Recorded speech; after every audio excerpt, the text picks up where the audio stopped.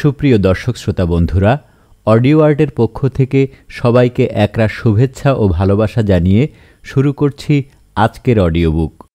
বন্ধুরা, আজ আমরা আপনাদের শোনাব আমাদের চ্যানেলের সবচাইতে পুরাতন আপলোডেড প্রবন্ধটি, আর সেটি হচ্ছে বিখ্যাত প্রবন্ধ লজিক্যাল ফ্যালাসি। আমাদের চ্যানেলে প্রথমে আমরা লজিক্যাল ফ্যালাসির যে অডিওটি আপলোড করেছিলাম সেটির অডিও কোয়ালিটি ভালো না হওয়ায় নতুন করে আপনাদের জন্য রেকর্ড করা হলো। আশা করছি আপনাদের ভালো লাগবে। বন্ধুরা, লজিক্যাল ফ্যালাসি প্রবন্ধটি এই সময়ের অত্যন্ত আলোচিত এবং জনপ্রিয় একটি প্রবন্ধ। এই প্রবন্ধটি সম্পূর্ণই আন্তর্জাতিক যুক্তিবিদ্যা বিষয়ক নানা বই থেকে সংগৃহীত।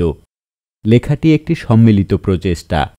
এই লেখাটি সংকলন ও সম্পাদনা করেছেন জার্মান প্রবাসী ব্লগার, লেখক ও মানবাধিকার কর্মী জনাব আসিফ মহিউদ্দিন, এবং এর অংশবিশেষ লিখে সাহায্য করেছেন সুলেখক সুমিত রয় এবং নাফিস সাদিক সাতিল। লেখাটি প্রকাশ করেছে মুক্তচিন্তা বিষয়ক অনলাইন পোর্টাল সংশয়.com। পুরো প্রবন্ধটি এক পর্বে সমাপ্ত করা হয়েছে। তো বন্ধুরা, চলুন শোনা যাক বিখ্যাত প্রবন্ধ লজিক্যাল ফ্যালাসি। ভূমিকা। শুরুতেই কুযুক্তি বা কুতর্ক বা হেত্যাভাস বা লজিক্যাল ফ্যালাসি আসলে কাকে বলে তা ব্যাখ্যা করা প্রয়োজন। এর মানে হচ্ছে প্রতারণামূলক কিছু, বা কুতর্ক বা কুযুক্তি বা ন্যায়সঙ্গত কর্মে ফাঁকি দেওয়া।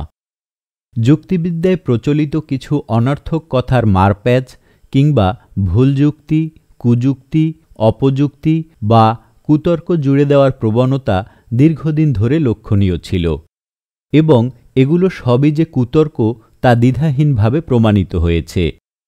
তাই বর্তমান সময়ে বিতর্ক কিংবা একাডেমিক আলোচনার সময়ে কিছু কিছু যুক্তিকে কুতর্ক বা হেত্যাভাস বা লজিক্যাল ফ্যালাসি হিসেবে চিহ্নিত করা হয়। আসুন তাহলে আমরা শুরু করি কুযুক্তি বা কুতর্ক বা হেত্যাভাস কাকে বলে, ইহা কত প্রকার এবং কি কি, এসব প্রশ্নের উত্তর দিয়ে। এই আলোচনা সম্পূর্ণটুকুই আন্তর্জাতিক যুক্তিবিদ্যা বিষয়ক নানা বই থেকে সংগৃহীত। পৃথিবীর প্রায় সকল যুক্তিবাদী মানুষই বিষয়গুলো সম্পর্কে অবগত। অনুন্নত, অসভ্য এবং অশিক্ষিত সমাজে যদিও এই কুতর্কগুলো এখনও যুক্তি হিসেবে প্রতিষ্ঠা পায়, কিন্তু এগুলো কোনোটাই আসলে যুক্তি হিসেবে গণ্য হয় না। সহজভাবে বলতে গেলে এই ধরনের কুযুক্তিগুলো সবই যুক্তিবিদ্যার শুরুতেই বাতিল করে দেওয়া হয়। সেগুলো আলোচনাতে আসবার যোগ্যতাই রাখে না। কেন এগুলো ফ্যালাসি বা হেত্যাভাস তা উদাহরণ সহকারে এই লেখাটিতে ব্যাখ্যা করা হবে। আপনি যুক্তিবিদ্যায় আগ্রহী হয়ে থাকলে এই লেখাটি সবার আগে আপনার মন দিয়ে পড়া জরুরি, কারণ হয়তো আপনি নিজের মনের অজান্তে নানা ধরনের ফ্যালাসি দিয়ে যুক্তিতর্ক করে যাচ্ছেন। আধুনিক যুক্তিবিদ্যায় কুতর্ক বা কুযুক্তি প্রধানত দুই ভাগে বিভক্ত করা যায়: 1 ফর্মাল ফ্যালাসি এবং 2 ইনফর্মাল ফ্যালাসি। ফর্মাল ফ্যালাসি হচ্ছে যেসব কুযুক্তিকে তাদের কাঠামো দেখেই চিহ্নিত করা যায়।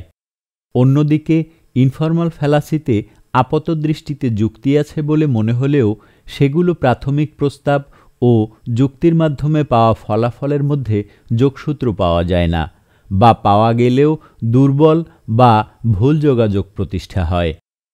অনেক সময় প্রাথমিক প্রস্তাবকেই ভুল হিসেবে বোঝা যায়। কুযুক্তি বা লজিক্যাল ফ্যালাসি হচ্ছে যুক্তির ভান করে আপনাকে মিথ্যা বা অযৌক্তিক কিছু বোঝানোর কৌশল। যুক্তিতর্কের প্রধান বৈশিষ্ট্য হওয়া উচিত সততার সাথে বিতর্কে অংশ নেওয়া এবং আপনার যুক্তি ভুল হয়ে থাকলে শুদ্ধটির দ্বারা তা শুধরে নেওয়া।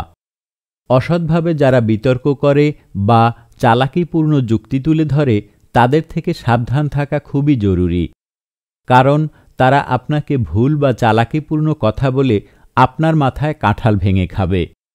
এই ধরনের প্রতারণামূলক যুক্তিগুলো বিশ্লেষণ করে সঠিকভাবে গঠনমূলক যুক্তিতর্ক আলাপ আলোচনা করাটাই এই লেখাটির উদ্দেশ্য। অজ্ঞতার কুযুক্তি, আর্গুমেন্ট অফ ইগনোরেন্স ফ্যালাসি। দাবি: যেহেতু তুমি জানো না বিগ ব্যাংয়ের আগে কি ছিল, তাই আমার দাবিটিই সঠিক। দাবি: যেহেতু তুমি জানো না মিশরের পিরামিডগুলো কোনটি কয়টি পাথর দিয়ে বানানো, তাই যৌনকর্ম ছাড়াই ম্যারির গর্ভে সন্তান হয়েছিল। দাবি: যেহেতু তুমি জানো না আমার মাথায় কয়টি চুল, তাই মুহাম্মদ ঘোড়ায় চড়ে ৭ আসমান পাড়ি দিয়ে কয়েক মিনিটেই আবার পৃথিবীতে ফিরে এসেছে। দাবি: যেহেতু তুমি জানো না যে প্রশান্ত মহাসাগরে কয় লিটার পানি আছে, তাই হনুমান এক লাফে ভারত থেকে শ্রীলঙ্কা পৌঁছে গিয়েছিল। উপরের দাবিগুলো অজ্ঞতার কুতর্কের কিছু উদাহরণ। ধরুন কেউ দাবি করল তিনিই মহাবিশ্ব সৃষ্টি করেছেন এবং যুক্তি হিসেবে উপস্থাপন করল এই দাবিটি কেউ অপ্রমাণ করতে পারবে না, এবং আরও প্রমাণ হিসেবে উপস্থিত করল মানুষের অজ্ঞতাকে। যেহেতু মানুষ কিছু বিষয় সম্পর্কে জানে না, বা মানুষের জ্ঞান যেহেতু সীমাবদ্ধ, বা তার কথাটি ভুল প্রমাণ করা হয়নি, সেহেতু তার দাবিটিই সঠিক। বিগ ব্যাংয়ের আগে স্থান বা সময় যেহেতু ছিল না, ক্লাসিক্যাল পদার্থবিদ্যার কোনো সূত্র যেহেতু সেখানে কাজ করত না, সেহেতু কি ছিল তা সম্পর্কে আমরা জানার চেষ্টা করতে পারি। জানাও সম্ভব হচ্ছে তথ্য প্রমাণ এবং বৈজ্ঞানিক গবেষণার মাধ্যমে। কিন্তু আমাদের কোনো অজানা বিষয় থাকার অর্থ এই নয় যে অমুক দাবিটি সঠিক। যে কোনো অজানা বিষয়কে জানার পদ্ধতি হচ্ছে তা নিয়ে লেখাপড়া করা, বৈজ্ঞানিক গবেষণা করা, তথ্য প্রমাণ যুক্তি দিয়ে জানার চেষ্টা চালিয়ে যাওয়া। অমুকে করেছে বা তমুকে এমনটি ঘটিয়েছে তা ধরে না নেওয়া।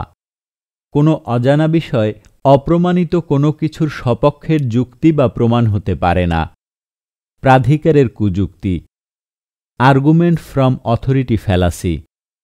দাবি: অমুক বিজ্ঞানী ভাগ্য পরিবর্তনের আংটি পরত, তাই আংটি ভাগ্য পরিবর্তন করতে পারে। দাবি: অমুক দর্শনের পণ্ডিত পীর বাবার পানি পড়া খেত, অতএব পানি পড়া খেলে অসুখ সারে। দাবি: অমুক বিখ্যাত ডাক্তার ওঝার শরণাপন্ন হয়েছিল, অর্থাৎ ওঝা রোগ সারাতে পারে। উপরের দাবিগুলোকে প্রাধিকারের কুযুক্তি বা আর্গুমেন্ট ফ্রম অথরিটি ফ্যালাসি বলে। কোনো বিশিষ্ট ব্যক্তির নাম উল্লেখ করে এক ধরনের কর্তৃত্ব আরোপ করা এবং তার নামকে যুক্তি হিসেবে ব্যবহার করাকে কুযুক্তি হিসেবে গণ্য করা হয়। এই ধরনের ঘটনা কোনো কিছু প্রমাণ করতে পারে না। কোনো বিখ্যাত মানুষ কি বলেছেন বা করেছেন বা শুনেছেন তার ওপর যুক্তি নির্ভরশীল নয়। যেমন বিজ্ঞানী স্টিফেন হকিং এর নাস্তিক হওয়া নাস্তিক্যবাদের যথার্থতার প্রমাণ নয়। আবার বিজ্ঞানী নিউটনের আস্তিক থাকাটিও ঈশ্বরের অস্তিত্বের সপক্ষের প্রমাণ নয়। ঈশ্বর আছে কি নেই তা স্টিফেন হকিং বা আইজ্যাক নিউটনের ব্যক্তিগত বিশ্বাস অবিশ্বাসের ওপর নয়, ঈশ্বরের সপক্ষে কতটুকু যুক্তি রয়েছে তার ওপর নির্ভরশীল। তা ব্যক্তির বিশ্বাস অবিশ্বাস নিরপেক্ষ। কে কত বড় বিখ্যাত বা অখ্যাত বা পণ্ডিত বা বিশেষজ্ঞ তা উল্লেখ করে তাদের বিশ্বাস বা অবিশ্বাসকে প্রমাণ করা যায় না। তবে স্টিফেন হকিং বা আইজ্যাক নিউটন যে সমস্ত যুক্তি বা প্রমাণ ব্যবহার করেছেন সেগুলো যুক্তি হিসেবে ব্যবহৃত হতে পারে, কিন্তু যুক্তিহীনভাবে বিখ্যাত কারণ নাম উল্লেখ করে কোনো দাবি করলে সেই দাবিকে প্রাধিকারের কুযুক্তি বলে। জনপ্রিয়তার কুযুক্তি, আর্গুমেন্ট ফ্রম পপুলারিটি। দাবি: ইসলাম যদি সত্য নাই হয় তাহলে ১৬০ কোটি মুসলমান কেন ইসলাম বিশ্বাস করবে? দাবি: বিবর্তন তত্ত্ব যদি সত্যই হয়ে থাকে তাহলে পৃথিবীর সব আব্রাহামিক ধর্মের ধার্মিক মানুষ কেন তা অবিশ্বাস করে? জনসংখ্যার কত অংশ কি বিশ্বাস করে বা কোন মতবাদটি কতটুকু জনপ্রিয় যুক্তি তার উপর নির্ভর করে না।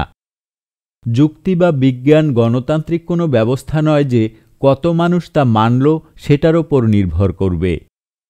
যুক্তি শুধুমাত্র তথ্য প্রমাণ এবং যুক্তির ভ্যালিডিটির উপর নির্ভরশীল। পৃথিবীর সকল মানুষও যদি অযৌক্তিক কিছু বলে, শুধু একজন যদি যৌক্তিক কথা বলে, তাহলে ওই একজন ব্যক্তিই সঠিক। যেমন পৃথিবীর ২০০ কোটি মানুষ ইসলামে বিশ্বাস করলে সেটা যেমন কোনো যুক্তি নয়, ঠিক একইভাবে পৃথিবীর বাকি 600 কোটি মানুষ যেহেতু ইসলামে বিশ্বাসী নয়, সেহেতু ইসলাম মিথ্যা, সেটাও ভুল যুক্তি বা কুযুক্তি বা ফ্যালাসি বা কুতর্ক বা লজিক্যাল ফ্যালাসি। কোনো দাবির সত্যতা সেই দাবিটির তথ্য প্রমাণ এবং যুক্তির উপর নির্ভরশীল, তা কতজন বিশ্বাস বা অবিশ্বাস করে তার ওপর নয়। কুপ্রশ্নের কুযুক্তি, বেগিং দ্য কোশ্চেন। দাবি, আপনি কেন খুন করেছেন? দাবি, আপনি আগে যেমন চুরি করতেন এখন কি করেন? দাবি, আল্লাহ না থাকলে কোরআনে আল্লাহর কথা লেখা থাকবে কেন? উপরের প্রথম ও দ্বিতীয় দাবিগুলো থেকে দেখা যাচ্ছে যিনি প্রশ্ন করেছেন তিনি শুরুতেই ধরে নিয়েছেন যাকে প্রশ্ন করেছেন তিনি খুনি বা তিনিই চোর। এ ধারণার ওপর ভিত্তি করে তিনি প্রশ্ন করেছেন যেই প্রশ্নটিই ভুল। যদি আগে থেকেই শ্রোতা খুনি বা চোর প্রমাণিত না হয়ে থাকে তাহলে এই ধরনের যুক্তিকে কুযুক্তি হিসেবেই গণ্য করা হয়। দ্বিতীয় দাবিতে উনি ধরে নিয়েছেন কোরআনে যা লেখা তা সত্য এবং আল্লাহ না থাকলে কোরআনে আল্লাহর কথা কেন লেখা থাকবে। যুক্তিবিদ্যায় এরকম যুক্তি প্রদানকে কুযুক্তি বা ফ্যালাসি হিসেবে বিবেচনা করা হয়।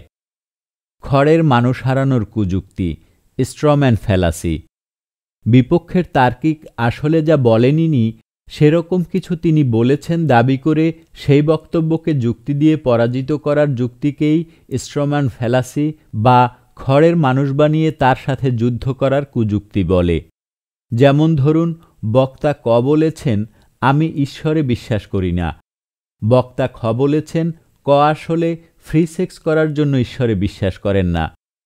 ফ্রি সেক্স খুব খারাপ জিনিস, ফ্রি সেক্স অনেক সামাজিক সমস্যা তৈরি করে। এরপরে তিনি দীর্ঘ 5 ঘন্টা ফ্রি সেক্সের ভালো খারাপ বিষয় নিয়ে বক্তব্য দিয়ে গেলেন, অথচ বক্তা ক ফ্রি সেক্স বিষয়ক কোনো কথাই উল্লেখ করেননি।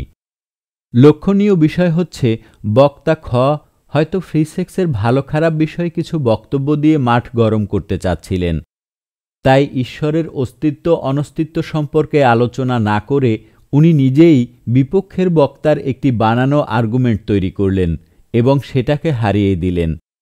একজন যেমন খড় দিয়ে মানুষ বানিয়ে তার সাথে মল্লযুদ্ধ করে সেই যুদ্ধে জয়ী হওয়ার ভান ধরে খুব বীরত্ব দেখানো হয়েছে বলে সবাইকে বোঝাতে চায়, ঠিক তেমনি বক্তা ক আসলে যা বলেননি সেই আর্গুমেন্ট বানিয়ে উনি নিজেই যুদ্ধে জয়লাভ করে বসলেন।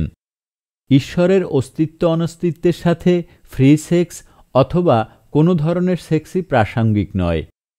এরকম যুক্তি উপস্থাপনের চেষ্টাকে খড়ের গাদার মানুষ হারানোর কুযুক্তি বা স্ট্রম্যান ফ্যালাসি বলে। চক্রাকার কুযুক্তি। প্রশ্ন 1, বাইবেল যে সত্য তার প্রমাণ কি? উত্তর, বাইবেল সত্য কারণ ঈশ্বর বলেছেন বাইবেল সত্য। প্রশ্ন 2, ঈশ্বর যে সত্য তার প্রমাণ কি? উত্তর, ঈশ্বর সত্য কারণ বাইবেলে লেখা আছে ঈশ্বর সত্য। উপরের দাবি দুটো লক্ষ্য করলে দেখা যায় একটি দাবি আরেকটি দাবিকে সত্য প্রমাণ করতে চাচ্ছে। এই দাবি দুটো একে অপরের উপর নির্ভরশীল, এর কোনোটাই প্রমাণিত নয়, তবে একটি আরেকটি দাবির প্রমাণ হিসেবে সাক্ষ্য দিচ্ছে। যুক্তিবিদ্যায় একে বলে চক্রাকার কুযুক্তি বা সার্কুলার লজিক। এটিও একটি কুযুক্তি বা ফ্যালাসিই বটে। শূন্যস্থানে ঈশ্বরের কুযুক্তি বা god of the gap fallacy. শূন্যস্থানের ঈশ্বর হচ্ছে এমন কোনো বিষয় যা আসলে কেউই জানেন না, সেখানে অযাচিতভাবে ঈশ্বরকে আমদানি করে ফেলা এবং আর্গুমেন্ট ফ্রম ইগনোরেন্স ব্যবহার করে সেখানে ঈশ্বরকে প্রমাণের চেষ্টা করা। এটি হচ্ছে ধর্মীয় দৃষ্টিকোণ থেকে ব্যাখ্যা করা এমন এক দৃষ্টিকোণ যার মাধ্যমে বলা হয় বিজ্ঞান যেহেতু এখনও অনেক কিছুর ব্যাখ্যা করতে পারেনি, অর্থাৎ আমাদের জ্ঞানের ঘাটতি রয়েছে, তাই এই ঘাটতি বা শূন্যস্থানকেই ঈশ্বর দিয়ে ব্যাখ্যা করা যায়। এই প্রক্রিয়াটি খ্রিস্টান ধার্মিকদের মস্তিষ্ক প্রসূত। এর মাধ্যমে তারা ঈশ্বরের অস্তিত্বের প্রমাণ দিতে চেষ্টা করেন। ধরুন আক্কাস আলী খুন হয়েছে, কিন্তু কেউ জানে না উনি কিভাবে খুন হলেন। একজন এসে যুক্তি দিতে পারেন যেহেতু কেউ জানে না যে কে খুন করেছে, কিন্তু কেউ না কেউ তো খুন করেছে। অজানা শূন্যস্থানটি কিছু না কিছু দিয়ে তো ভরাট করতেই হবে। তাই খুনটি আসলে করেছে ঈশ্বর। এ ধরনের যুক্তির ব্যবহার ধার্মিক, বিশেষ করে খ্রিস্টান ধার্মিকদের মধ্যে প্রচুর পরিমাণ দেখা যায়। ব্যক্তির চরিত্র বিশ্লেষণী কুযুক্তি বা অ্যাড হোমিনেম ফ্যালাসি। দাবি: যেহেতু তোমার চেহারা খারাপ, সেহেতু তোমার যুক্তিটা ভুল। দাবি: যেহেতু তুমি ইহুদিদের সাথে বন্ধুত্ব করো, সেহেতু ইসলাম সম্পর্কে তোমার কোনো জ্ঞান নাই। দাবি: যেহেতু তুমি মুসলমান না, সেহেতু ইসলাম সম্পর্কে তোমার যুক্তিগুলো ভুল। উপরের দাবিগুলোকে বলা হয় অ্যাড হোমিনেম ফ্যালাসি বা ব্যক্তির চরিত্র বিশ্লেষণী কুযুক্তি। যুক্তির জবাব যুক্তিতে দেওয়া সম্ভব না হলে অনেকেই ব্যক্তির চরিত্র বিশ্লেষণে নেমে যান এবং তার চরিত্র, তার বাবা মা, তার ভাই বোন ইত্যাদিকে টেনে এনে কোনো যুক্তিকে ভুল প্রমাণের চেষ্টা করেন, যেখানে যুক্তির সাথে ব্যক্তির চেহারা, তার কাদের সাথে বন্ধুত্ব বা তার ব্যক্তিগত ধর্মবিশ্বাস সম্পূর্ণ অপ্রাসঙ্গিক এবং সেগুলো নিয়ে আলোচনাও হচ্ছে না। ধার্মিকদের মধ্যে এই কুযুক্তি বা ফ্যালাসির ব্যবহার খুব বেশি মাত্রায় দেখতে পাওয়া যায়। কুমতলব বা খারাপ উদ্দেশ্যে কুযুক্তি বা add hominem appeal two motive. কোনো যুক্তির পেছনে যুক্তিদানকারীর স্বার্থ রয়েছে এমনটা দেখিয়ে যুক্তি বা দাবিকে ভুল বললে বা নাকচ করলে এই হেতাভ্যাসটি সংঘটিত হয়। এখানে যুক্তির বিপক্ষে যুক্তি নয়, যুক্তিদানকারী কী উদ্দেশ্যে যুক্তি দিচ্ছে সেটি নিয়েই আলোচনা চলে। উদাহরণ: ধরা যাক ইসলামে শিশুবিবাহ নিয়ে আলোচনা হচ্ছে। এরকম অবস্থায় একজন বলল, আপনি ইসলামের বিরুদ্ধে যুক্তি দিচ্ছেন, নিশ্চয়ই আপনি ইহুদিদের থেকে টাকা পয়সা নিয়েছেন। এখানে ইসলামের পক্ষে যিনি বলছেন, তিনি শিশুবিবাহের ভালো খারাপ দিক নিয়ে যৌক্তিক আলোচনা না করে কী উদ্দেশ্যে কেউ এই যুক্তি দিচ্ছে, কার থেকে টাকা পয়সা পাচ্ছে, তার দিকে নির্দেশ করছেন। যুক্তিবিদ্যায় একে অ্যাড হোমিনেম ফ্যালাসি বলে। উল্লেখ্য, কল্পিত ইহুদিদের থেকে যদি কেউ টাকা নিয়েও থাকে, তাতেও শিশুবিবাহের বিরুদ্ধে যিনি যুক্তি দিচ্ছেন সেই যুক্তিটি ভুল প্রমাণ হয় না। গাড়ির ডিলার বলল, কনজিউমার রিপোর্ট অনুযায়ী আমাদের এই গাড়ি অ্যাভারেজ গ্যাস মাইলেজ গাড়িগুলো থেকে ভালো, আর এটা বর্তমানে গাড়ির সবচেয়ে রিলায়েবল ব্র্যান্ডগুলোর মধ্যে একটি। ক্রেতা বলল, এর সত্যতা নিয়ে আমার সন্দেহ আছে। তুমি তো বিক্রির জন্য এটা বলবেই, এটাই তো তোমাদের ব্যবসা। লক্ষ্য করুন, ক্রেতা এখানে গাড়ির যন্ত্রাংশ নিয়ে যৌক্তিক আলোচনা না করে এটাই যে গাড়ির ডিলারের ব্যবসা সেই দিকে নির্দেশ করছে। তাই এটি একটি লজিক্যাল ফ্যালাসি। গাড়ি বিক্রেতার গাড়ি বিক্রির জন্য ইন্টারেস্ট আছে, এই অজুহাত দিয়ে এখানে গাড়ির মানকে অস্বীকার করা হচ্ছে, যেখানে বিক্রেতার এরকম কোনো ইন্টেনশন নাও থাকতে পারে বা বিক্রেতার বক্তব্যে সেরকম ইন্টেনশনের প্রভাব নাও পড়তে পারে।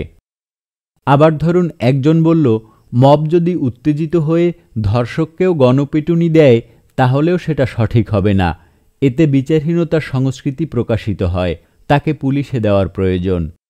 এর জবাবে ধরুন একজন বলল, তুমি ধর্ষককে সমর্থন করছো, ধর্ষকের প্রতি সমবেদনা দেখাচ্ছ। এদেশের লোকেদের তো ইন্টেনশনই আছে ধর্ষকদের পক্ষ নেওয়ার, তুমিও সেই পথেই যাচ্ছ, অতএব তোমার কথাগুলো ভুল। এখানে কাল্পনিকভাবে ধর্ষণের সপক্ষের মোটিভকে নিয়ে এসে অপরাধীর প্রতি মব জাস্টিসের বিরুদ্ধের যুক্তিকে নাকচ করার চেষ্টা করা হচ্ছে। ভণ্ডামি আশ্রিত কুযুক্তি বা অ্যাপিল টু হিপোক্রেসি। উদাহরণ 1: ধরুন আওয়ামী লীগ নেতা সজীব ওয়াজেদ জয় বিএনপির নেতা তারেক জিয়াকে বলল, তুমি একজন দুর্নীতিবাজ। উত্তরে তারেক জিয়া বলল, তুমিও তো দুর্নীতি করো, বা ডোনাল্ড ট্রাম্পও দুর্নীতি করে, বা এরশাদও তো দুর্নীতি করেছিল। উদাহরণ 2: প্রস্তাব: ইসলামে নারীর মানবিক অবস্থান খুবই অসম্মানজনক। কুযুক্তি: হিন্দু ধর্মে নারীর অধিকার কতটুকু, সেখানেও তো অসম্মানজনক। এই ধরনের উত্তর একটি লজিক্যাল ফ্যালাসি, যাকে বলা হয় অ্যাপিল টু হিপোক্রেসি বা টু কুও কুই। এর মানে হচ্ছে ইউ টু বা তুমিও। কিন্তু অন্য আরেকজন দুর্নীতি করলেই প্রথমজনের দুর্নীতির দাবিটি মিথ্যে হয়ে যায় না, কিংবা হিন্দু ধর্মে নারী অসম্মানজনক অবস্থানে থাকলেই ইসলামে নারীর অবস্থান সম্মানজনক তা প্রমাণিত হয় না। এই কুযুক্তিটি ধার্মিক সমাজে বহুল প্রচলিত এবং এই যুক্তি দ্বারাই সাধারণত বিপক্ষকে ধরাশায়ী করার চেষ্টা করা হয়। ইসলামী জঙ্গিবাদের সমালোচনার সময় তারা রোহিঙ্গা মুসলিমদের ওপর আক্রমণের উদাহরণ তুলে আনেন। কিন্তু রোহিঙ্গা মুসলিমরা নির্যাতিত হয়ে থাকলে ইসলামী জঙ্গিবাদ তাতে জাস্টিফাইড হয় না। আরেকটি অন্যায়ের উদাহরণ প্রথম অন্যায়টিকে ন্যায় বানাতে পারে না। অপ্রমাণের বোঝা কুযুক্তি বা বার্ডেন অফ প্রুফ ফ্যালাসি। ঘটনা 1। দাবি: আমি তোমার কাছে 10 লক্ষ টাকা পাই। প্রশ্ন: টাকা যে পাও তার প্রমাণ কি? কোনো কাগজ বা এভিডেন্স আছে? কুযুক্তি: আমি যে টাকা পাই না তা কি তুমি প্রমাণ করতে পারবে? ঘটনা 2। দাবি: আমি রোজ সকালে আকাশে উঠতে পারি।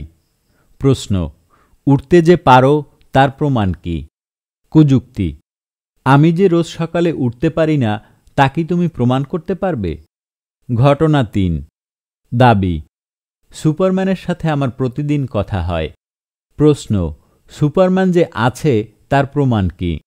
কুযুক্তি: সুপারম্যান যে নেই তা কি তুমি প্রমাণ করতে পারবে?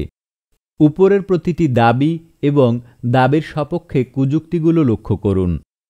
দাবিকারী নিজে দাবির সপক্ষে কোনো প্রমাণ উপস্থাপন না করে বরং প্রশ্নকর্তাকে এই দাবিটি অপ্রমাণের দাবি জানাচ্ছেন। অর্থাৎ তার কাছে তার দাবি প্রমাণের যথেষ্ট যুক্তি না থাকায় প্রশ্নকর্তার ওপরেই সে তার দাবি অপ্রমাণের বোঝা চাপাতে চাচ্ছে। যুক্তিবিদ্যায় একে আমরা বার্ডেন অফ প্রুফ বা অপ্রমাণের বোঝা চাপানো বলি। উল্লেখ্য, প্রমাণ বা যুক্তি উপস্থাপনের দায় তারই যিনি দাবিটি উত্থাপন করেন। অন্য কারোর তা অপ্রমাণ করার দায় নেই। অন্য কেউ তা অপ্রমাণ না করলেও তার দাবিটি প্রমাণের বোঝা অন্যের কাঁধে চাপাতে চাইলে উপযুক্ত তথ্য প্রমাণ ও যুক্তির অভাবে তার দাবিটি খারিজ বা বাতিল হয়ে যাবে। অপ্রাসঙ্গিক তর্কের কুযুক্তি বা রেড হেরিং ফ্যালাসি। দাবি: আমার মনে হয় ভূত আছে। প্রশ্ন: ভূত যে আছে তার প্রমাণ কি? দাবি: এই যে আমরা জন্মেছি, মারা যাচ্ছি, এগুলো তো সত্য, তাই না? মারা যে যাচ্ছি, আমরা কোথায় যাচ্ছি? উপরের দাবিগুলো লক্ষ্য করুন। দাবিকারী প্রথমে বলল ভূত আছে। প্রমাণ চাওয়া মাত্রই তিনি তার আলোচনা ভিন্ন একদিকে নিয়ে গেলেন, যেই আলোচনায় তার কথাগুলো আপাতদৃষ্টিতে লজিক্যাল মনে হলেও তিনি অপ্রাসঙ্গিকভাবেই আসলে জন্মমৃত্যুর প্রসঙ্গের অবতারণা করছেন, যার সাথে ভূতের থাকা না থাকা একেবারেই সম্পর্কহীন। পরের ধাপে তিনি যতই যৌক্তিক কথা বলুন না কেন, তার সকল যুক্তি কুযুক্তি বা ফ্যালাসি বলে বিবেচিত হবে, কারণ তিনি মূল প্রসঙ্গ বাদ দিয়ে অন্যদিকে চলে গেছেন। মিথ্যা উভয় সংকট কুযুক্তি, ফলস ডিলেমা ফ্যালাসি। ধরুন, কেউ সমাজতন্ত্রের কঠোর সমালোচনা করছে। সমাজতান্ত্রিক দেশে বাকস্বাধীনতা নেই, সেখানে ধর্ম পালনের অধিকার ব্যক্তিগত পর্যায়ে রাখতে হয় এবং কঠোর সমালোচনার ফলাফল হিসেবে নিয়ে আসছে শরিয়া আইনকে। বোঝাতে চাচ্ছে, যেহেতু সমাজতন্ত্র বাকস্বাধীনতা হরণ করে, তাই দেশে শরিয়া আইনের কোনো বিকল্প নেই। যেন মানুষকে সমাজতন্ত্র এবং শরিয়া আইন এই দুইয়ের মধ্যেই পছন্দ করতে হবে, আর কোনো বিকল্প নাই। কিন্তু সত্য হচ্ছে, সমাজতন্ত্র বাকস্বাধীনতা খর্ব করলে শরিয়া আইন তার শতগুণ বেশি করে। মানুষের কাছে সমাজতন্ত্র এবং শরিয়া আইন ছাড়াও অনেকগুলো অপশন রয়েছে, যেমন সোশ্যাল ডেমোক্রেসি, এরকম আরও অনেক সুযোগ রয়েছে। তাই সবগুলো পছন্দ সামনে না আনাকে ফলস ডিলেম্মা বলা হয়। যুক্তিবিদ্যায় এই চালাকিপূর্ণ কুযুক্তি বা ফ্যালাসি খারিজ করে দেওয়া হয়। সহি ইসলাম নহে কুযুক্তি বা নট ট্রু স্কটম্যান ফ্যালাসি। এটি আরেকটি বহুল প্রচলিত কুযুক্তি। কোনো বিপদ দেখলেই উনি সত্যিকারের স্কটম্যান নহেন, সহি নহেন ইত্যাদি বলতে থাকাকে যুক্তিবিদ্যায় নো ট্রু স্কটম্যান ফ্যালাসি বলা হয়। ক। দাবি: জামায়াত ইসলামীর একজন নেতা যুদ্ধাপরাধের দায়ে অভিযুক্ত হয়েছেন। কুযুক্তি: উনি সত্যিকারের জামাতি নহেন। খ। দাবি: আওয়ামী লীগের এক নেতা দুর্নীতির দায়ে জেল খাটছেন। কুযুক্তি: উনি সহি আওয়ামী লীগের নহেন। গ দাবি। মিয়ানমারে রোহিঙ্গা মুসলিমদের ওপর বার্মিজরা অত্যাচার চালাচ্ছে। কুযুক্তি, যারা অত্যাচার করছে তারা সহি বার্মিজ নহেন। ঘ দাবি, প্যালেস্টাইনে ইসরায়েল আবারও আক্রমণ করছে। কুযুক্তি, ওরা সহি ইসরায়েলি নহেন। উ দাবি, হোলি আর্টিজানে ইসলামী জঙ্গিরা আক্রমণ করেছে। কুযুক্তি, ওরা সহি মুসলমান নহে। লক্ষ্য পরিবর্তন কুযুক্তি বা moving the goalpost fallacy. Moving the goalpost হচ্ছে একটি ইনফর্মাল লজিক্যাল ফ্যালাসি। বিতর্ক বা আলোচনার মূল বিষয়বস্তু থেকে সরে গিয়ে নতুন আরেকটি বিষয় নিয়ে বিতর্কের সূচনা করা বা বিতর্কের মধ্যেই বিতর্কের নিয়ম পরিবর্তনের চেষ্টাকে লক্ষ্য পরিবর্তনের কুযুক্তি বা কৌশল বলা হয়। ধরুন, দুটি দল ফুটবল খেলছে, কিন্তু এক পক্ষ বিপরীত দিকে কিছুতেই গোল দিতে পারছে না। অপরপক্ষের রক্ষণভাগের খেলোয়াড়গণ তাদের আটকে দিচ্ছে, তাই তারা নিজেদের দিকেই বিপরীত পক্ষের গোলপোস্ট বানিয়ে সেখানে গোল দেওয়া শুরু করল, কারণ নিজেদের দিকে গোল দেওয়াই সহজ। তারা দাবি করতে লাগল এটাই অপরপক্ষের গোলপোস্ট, তারা এখানে গোল দিলেই গোল বলে গণ্য হবে। কিন্তু একই নিয়ম বিপরীত পক্ষের জন্য প্রযোজ্য হবে না, মানে বিপরীত পক্ষ তাদের দিকে গোলপোস্ট বানিয়ে গোল দিতে পারবে না। এই সুবিধাটি শুধুমাত্র তাদের জন্যই প্রযোজ্য। খেলার মাঝখানে এই ধরনের নতুন নিয়ম আরোপ করে নতুন লক্ষ্যবস্তু নির্ধারণ করে সুবিধাজনক অবস্থানে গোলপোস্ট বানিয়ে গোল দেওয়া, এটি কোনো অবস্থাতেই ন্যায়সঙ্গত নয়। এই যুক্তি শুধুমাত্র অশিক্ষিত মূর্খ মানুষদের তর্কে জয়ী হওয়ারই কৌশল। তাদের কাছে সৎভাবে যুক্তি প্রমাণ যাচাই বাছাইয়ের চাইতে তর্কে জেতাটাই মুখ্য, তা যেভাবেই হোক না কেন। একটি উদাহরণ দেয়া যাক। ধরুন, আলোচনা হচ্ছে নবী মুহাম্মদ দাসীদের সাথে যৌনকর্ম করত নাকি করত না। এই আলোচনায় সমস্ত তথ্য প্রমাণই বলবে নবী মুহাম্মদ দাসীদের সাথে যৌনকর্ম করত। এখন মুমিন ভাইটি তর্কে জিতবে কিভাবে? তথ্য প্রমাণ তো রয়েছে, রেফারেন্স তো রয়েছে, সব ঘটনাই সত্য। তাহলে উপায় কি? এ অবস্থায় মুমিন ভাইটির কাজ হবে মুভিং দ্য গোলপোস্ট ফ্যালাসি ব্যবহার করা। আলোচনার মূল লক্ষ্যবস্তুটি ঘুরিয়ে ফেলতে হবে, এমনভাবে ঘোরাতে হবে যেখানে মুমিন ভাইটি সুবিধাজনক অবস্থানে থাকে। যেমন মুমিন ভাইটি বলতে শুরু করল, তৎকালীন সমাজে দাসীদের ওপর অনেক অত্যাচার হতো, অনেক নির্যাতন হতো। নবী মুহাম্মদ সেইখানে কয়েকজন দাসদাসীকে মুক্ত করে দিয়েছিলেন। নিঃসন্দেহে নবী মুহাম্মদ কোনো দাসদাসীকে ধর্ম, বর্ণ, গোত্র ইত্যাদি ভেদাভেদ না করে মুক্ত করে থাকলে সেটি নিশ্চয়ই প্রশংসনীয় বিষয়। সেই সময়ের দাসদাসীদের উপরে নির্যাতনের কথাও মিথ্যে নয়। একই সাথে এটাও সত্য যে সেই সময়ের কাফেরদের অনেকেই দাসদের মুক্ত করেছেন। মুহাম্মাদের জন্মের সময় মুহাম্মাদের চাচা আনন্দিত হয়ে কয়েকজন দাসকে মুক্ত করে দিয়েছিলেন। তাই এখনও নবী মুহাম্মদকে কোনো অতুলনীয় কৃতিত্ব দেওয়া যায় না।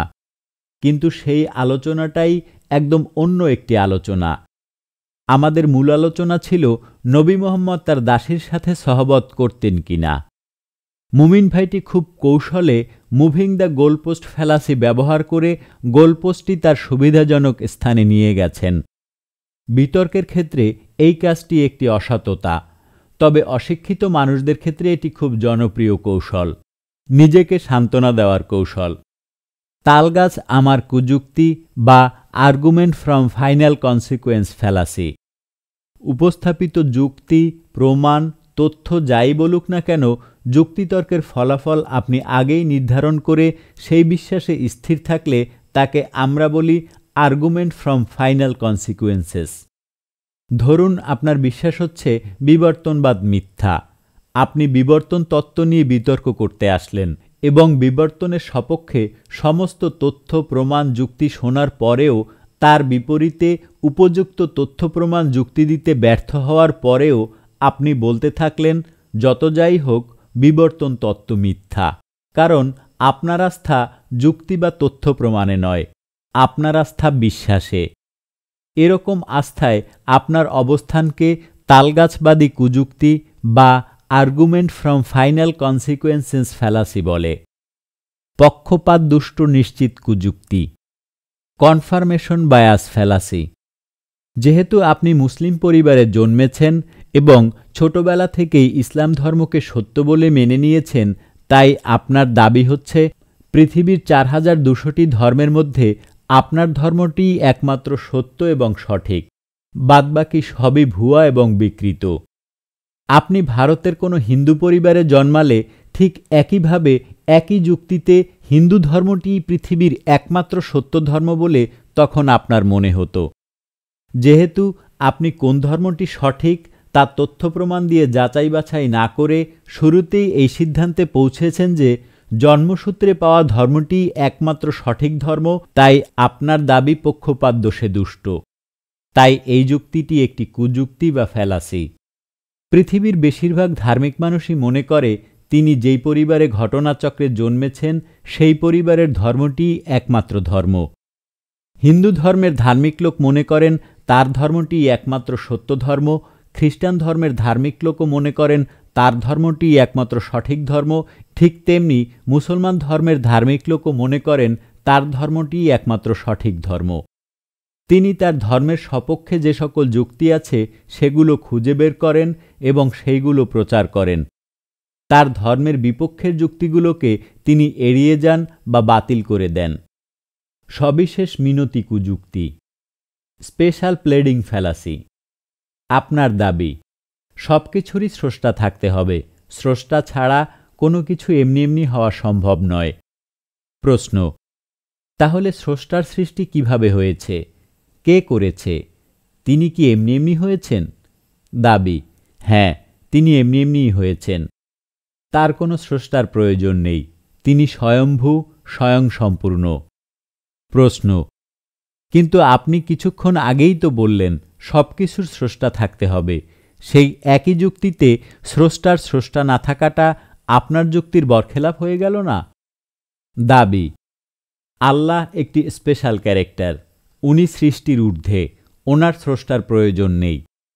উপরের দাবি অনুসারে প্রথমে তিনি একটি প্রস্তাব দিয়েছেন যে সবকিছুর স্রষ্টা থাকা অত্যাবশ্যক।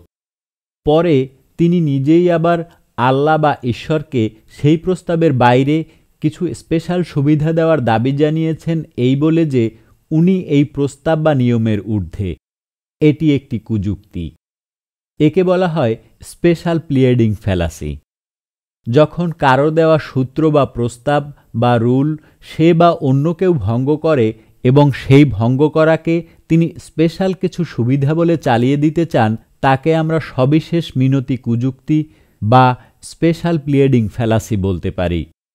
ব্যাখ্যা ও অজুহাত বা ন্যায্যতা প্রতিপাদনকে গুলিয়ে ফেলা, confusing an explanation with an excuse fallacy. যে কোনো ঘটনার ব্যাখ্যা, অজুহাত এবং ন্যায্যতা প্রদান তিনটি আলাদা বিষয়। কোনো ঘটনার ব্যাখ্যাকে তার ন্যায্যতা প্রতিপাদন বা অজুহাত হিসেবে মনে করলে এই হেতাভ্যাস হয়। অনেক মানুষই নানা ধরনের অপরাধমূলক কর্মকাণ্ডের ব্যাপারে তথাকথিত ব্যাখ্যা দেওয়ার চেষ্টা করে, যা আসলে ব্যাখ্যা নয়, এক ধরনের অজুহাত। কোনটি ন্যায্যতা প্রতিপাদন, কোনটি ব্যাখ্যা আর কোনটি অজুহাত তা গুলিয়ে ফেলা অনেক মানুষেরই স্বভাব। উদাহরণ দিয়ে বুঝিয়ে দেয়া যাক। উদাহরণ 1। বক্তা 1। পাকিস্তানিরা 1971 সালে বাংলাদেশে গণহত্যা চালিয়েছিল। বক্তা 2। আপনার এই ঘটনার ব্যাখ্যা জানতে হবে, পরিপ্রেক্ষিত বুঝতে হবে, প্রেক্ষাপট বিবেচনা করতে হবে। সেসব না বুঝে আপনি এই কথা বলতে পারেন না। বক্তা 1। গণহত্যার আপনি কি ব্যাখ্যা দিতে পারেন? বক্তা 2। ওই সময় খুব কঠিন সময় ছিল। ভারতের দালালেরা পাকিস্তানকে ভাঙতে চেয়েছিল। ষড়যন্ত্রকারীরা চেয়েছিল পাকিস্তানের ক্ষতি করতে। আগরতলা ষড়যন্ত্র মামলা কেন হয়েছিল জানেন? সেই সময় কিছু বাঙালি দুর্বৃত্ত পাকিস্তানের সংবিধানকে লঙ্ঘন করেছিল, পাকিস্তান রাষ্ট্রের সাথে চুক্তি ভঙ্গ করেছিল। সেই সময় দেশপ্রেমিক পাকবাহিনী কঠোর হস্তে বিদ্রোহ দমন করেন। এখানে একটি বিষয় লক্ষ্য করে দেখুন, একটি গণহত্যাকে ন্যায্যতা প্রদান করতে বক্তা 2 নানা রকম অজুহাত তৈরি করছেন। গণহত্যার সপক্ষে তিনি অজুহাত তৈরি করে সেগুলোকে ব্যাখ্যা মনে করছেন। কিন্তু ন্যায্যতা প্রদান, ব্যাখ্যা আর অজুহাত একদমই আলাদা বিষয়। এ দুটোকে গুলিয়ে ফেলাকে confusing an explanation with an excuse বলা হয়। উল্লেখ্য যে গণহত্যা বা মব জাস্টিস, জাতিগোষ্ঠী, ধর্মীয় সম্প্রদায় ধরে নিধন চালানো কোনো ব্যাখ্যাতেই বৈধ বা গণ্য হয় না, কোনো অবস্থাতেই তা ন্যায্যতা পায় না। 2. ভাবি, আপনার ছেলে কিন্তু আমাকে মোটেও সম্মান করে না, কারণ সে মনে করে আপনার চেহারা ডাইনির মতো, যে বাচ্চাদের সহ্য করতে পারে না। কিন্তু এটা কোনো অজুহাত হতে পারে না। না, এখানে অজুহাত কিছু নেই। এটা কেবলই তার আপনাকে পছন্দ না করার কারণ। এখানে বাচ্চাটি ওই নারীকে কেন অসম্মান করে তা ব্যাখ্যা করা হয়েছে মাত্র, কিন্তু বাচ্চাটি যে ঠিকই ভাবছে বা ন্যায্য কাজটি করছে, বা বাচ্চার ভাবনাটাই যে সঠিক বা ন্যায্য সেটা বলা হয়নি, যা ওই নারী ধরে নিয়েছিলেন। 3. তুমি কেন বিগফুটকে মানুষ ও বানরের মধ্যকার মিসিং লিঙ্ক বলে মনে করছো? কারণ বিবর্তনগত প্রক্রিয়ায় দুটো প্রজাতির মধ্যবর্তী প্রজাতিকে মিসিং লিঙ্ক বলে। এখানে মিসিং লিঙ্ক কাকে বলে তার সংজ্ঞা দেওয়া হয়েছে, মানে ব্যাখ্যা দেওয়া হয়েছে, কিন্তু কেন সে বিগফুটকেই মিসিং লিঙ্ক মনে করে এর ন্যায্যতা প্রতিপাদন করা হয়নি। 4. ধর্ষণের পেছনে বিবর্তনগত কারণ রয়েছে। জীববিজ্ঞানী থর্নহিল ও অ্যানথ্রোপোলজিস্ট পালমার মনে করেন একটি প্রতিযোগিতাপূর্ণ হারেম বিল্ডিং স্ট্রাগলের কারণে লুজাররা ধর্ষণকে বিকল্প জিন প্রমোটিং স্ট্র্যাটেজি হিসেবে ব্যবহার করলে সুবিধা পাওয়া যায়, আর এর প্রভাব পরবর্তী প্রজন্মে আসায় পুরুষেরা ধর্ষণ প্রবণতা লাভ করেছে। এভাবে বলে তুমি ধর্ষণকে জাস্টিফাই করছো, যেন ধর্ষণ খুব ন্যাচারাল, এটা হতেই পারে। ধর্ষণের ইভ্যালুশনারি এক্সপ্লানেশনে ধর্ষণের ব্যাখ্যা দেয়, অর্থাৎ মানুষ কেন ধর্ষণপ্রবণ হয় তার ব্যাখ্যা এখানে পাওয়া যায়, কিন্তু এই ব্যাখ্যা কখনোই ধর্ষণকে জাস্টিফাই করে না বা ন্যায্যতা প্রদান করে না।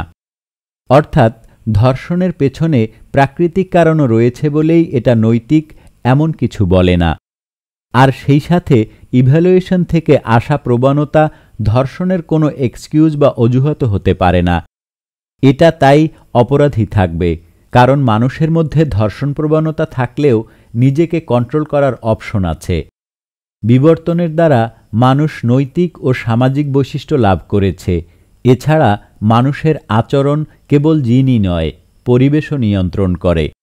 এছাড়া অপরাধ অর্থ সমাজের জন্য ক্ষতিকর কাজ, আর অপরাধী অর্থ যে এই ক্ষতিকর কাজটি করেছে। রেস্টোরেটিভ জাস্টিসের বিধান অনুসারে অপরাধী যাতে অপরাধ থেকে নিবৃত্ত হয় তাই শাস্তির প্রয়োজন। যেখানে শাস্তি অপরাধীকে অপরাধ থেকে নিবৃত্ত করার একটি প্রক্রিয়া। এক্ষেত্রে কেন অপরাধটি সংঘটিত হয়েছে তাতে কিছু আসে যায় না। অপরাধ সংঘটিত হয়েছে, এখন অপরাধীকে অপরাধ থেকে নিবৃত্ত করার ব্যবস্থা করতে হবে, এটাই মুখ্য। তাই এক্সকিউজ বা এক্সপ্লানেশনে কিছু আসছে যাচ্ছে না।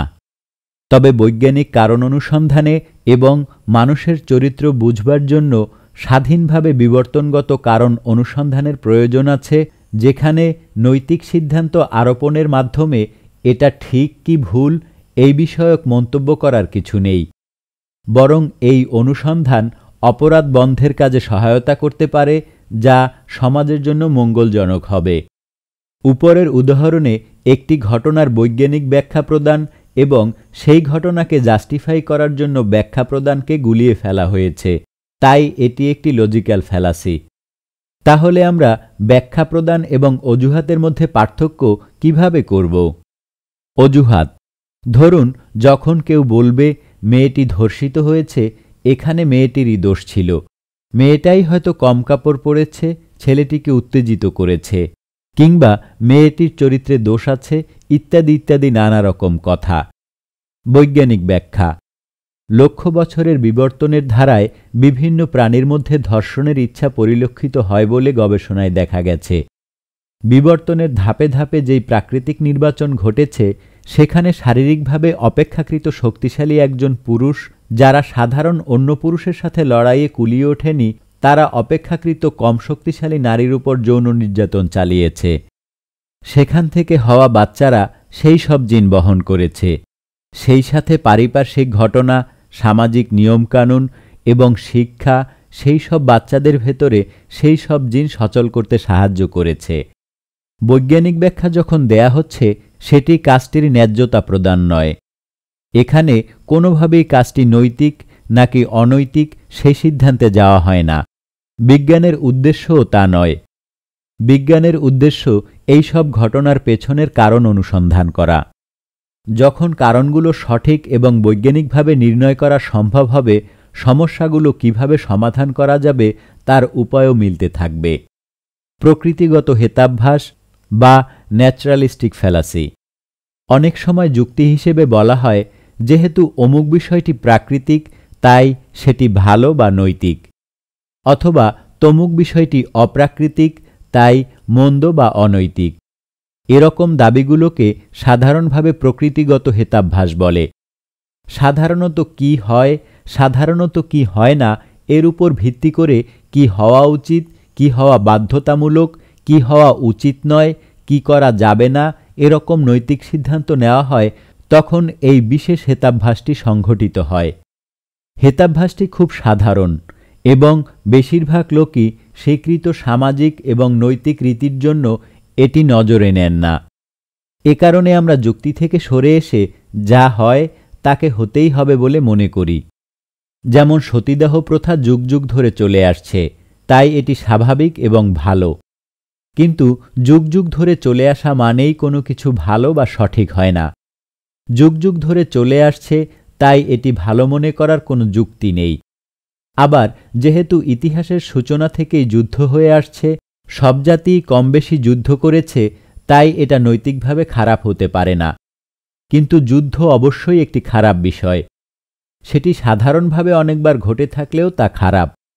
এই হেতাভ্যাসটির গতানুগতিক ব্যবহারটি লক্ষ্য করা যায় যখন ভালোর সংজ্ঞা দেওয়ার চেষ্টা করা হয়। দার্শনিক জি.ই. মুর যুক্তি দেন, কোনো কিছু প্রাকৃতিক বলে একে ভালো বা নৈতিক বলে সংজ্ঞায়িত করলে ভুল হবে। এই হেতাভ্যাসে প্রকৃতি বা প্রাকৃতিক বৈশিষ্ট্যের সাথে ভালো মন্দের সম্পর্ক স্থাপন করার চেষ্টা করা হয় বলেই এর নাম ন্যাচারালিস্টিক ফ্যালাসি। উদাহরণ: প্রস্তাব। নারী পুরুষের যৌন সম্পর্ককে সাধারণ মানুষ প্রাকৃতিক এবং স্বাভাবিক বলে ধরে নেয়। তারা মনে করেন, যেহেতু এটা প্রাকৃতিক, সন্তান উৎপাদনের সাথে জড়িত, সেহেতু এটি ভালো এবং নৈতিক কাজ। এবং যেহেতু সমকামিতা প্রাকৃতিক নয়, তাই এটি অনৈতিক কাজ। কিন্তু প্রাকৃতিক বা স্বাভাবিক ঘটনা হিসেবে ধরে নিয়ে কোনো কিছুকে যদি নৈতিক বা ভালো মনে করা হয়, তাহলে এই যুক্তিতে প্রকৃতি মানুষকে অসুখ বিসুখ এবং রোগ ব্যাধি দেয়। তাই একই যুক্তিতে ধরে নিতে হয়, অসুখ বিসুখ যেহেতু প্রাকৃতিক তাই নৈতিক এবং ভালো, এবং ওষুধের দ্বারা প্রাকৃতিক কাজে বাধা দেওয়া এবং অসুস্থের চিকিৎসা করা নৈতিকভাবে ভুল। তাই বোঝা যাচ্ছে, প্রাকৃতিক বা স্বাভাবিক বলেই কোনো কিছু নৈতিক এবং ভালো তা বলা যায় না। আবার ধরুন, রাস্তাঘাট নির্মাণ, বিমান চালানো, এগুলো কোনোটাই প্রাকৃতিক নয়। বরঞ্চ প্রকৃতির বিরুদ্ধে গিয়েই রাস্তাঘাট বানাতে হয়, বিমান, গাড়ি ইত্যাদি চালাতে হয়। সুতরাং প্রাকৃতিক তাই ভালো বা নৈতিক এমন দাবি করা একটি কুযুক্তি বা ফ্যালাসি বা লজিক্যাল ফ্যালাসি। নীতিগত হেতাভ্যাস বা মোরালিস্টিক ফ্যালাসি। যখন কোনো নৈতিক বিশ্বাসের উপর ভিত্তি করে কি করতে হবে, কি হতে হবে, বা কি হওয়া যাবে না, বা কি ঘটতে পারে বা কি ঘটতে পারে না, এই সিদ্ধান্ত নেওয়া হয়, তখন এই হেতাভ্যাসটি সংঘটিত হয়। Edward C. মুর তার 1957 সালের পেপারে এই হেতাভ্যাসটি সম্পর্কে লেখেন। উদাহরণ: পরকীয়া নৈতিকভাবে খারাপ, তাই মানুষের একাধিক যৌনসঙ্গী লাভ করার আকাঙ্ক্ষা থাকতে পারে না। কিন্তু নৈতিকভাবে পরকীয়া খারাপ হলেও কারোর মনে তার আকাঙ্ক্ষা থাকতে পারে। পরকালের না থাকাটি ন্যায্যতা, সমতা বা ন্যায়বিচার প্রতিষ্ঠা করতে পারে না। সুতরাং পরকাল ও ঈশ্বরের অস্তিত্ব আছে। কিন্তু পৃথিবীতে ন্যায়বিচার নেই, এটি পরকালে ন্যায়বিচার আছে তার পক্ষে প্রমাণ হতে পারে না। খারাপ চরিত্রের অধিকারী হওয়া নৈতিকভাবে ঠিক নয়, তাই কেউ খারাপ হতে পারে না, সবাই ভালো মানুষ। কিন্তু অনেকেই খারাপ মানুষ হতে পারেন। নারী ও পুরুষের সমতা বিধান হতে হবে, তাই নারীরাও পুরুষের মতো শক্তিশালী হয়। কিন্তু কোনো নারী পুরুষের মতো শারীরিক সক্ষমতার অধিকারী নাও হতে পারেন। এফার্মিং দ্য কনসিকুয়েন্ট ফ্যালাসি। এটি ফর্মাল লজিকের একটি সাধারণ ভ্রান্তি, যেখানে কনসিকুয়েন্ট বা ফলাফল সঠিক হলে অ্যান্টিসিডেন্ট বা পূর্বসত্যকেও সঠিক ধরা হয়। উদাহরণ: কেউ একজন আমাদেরকে উপর থেকে দেখছেন বলেই এখনও জগতে ভালো মানুষ আছে। এক্ষেত্রে সিলোজিজম হল এ, ঈশ্বর থাকলে ভালো মানুষ থাকবে, বি, ভালো মানুষ আছে, সি, সুতরাং ঈশ্বর আছে।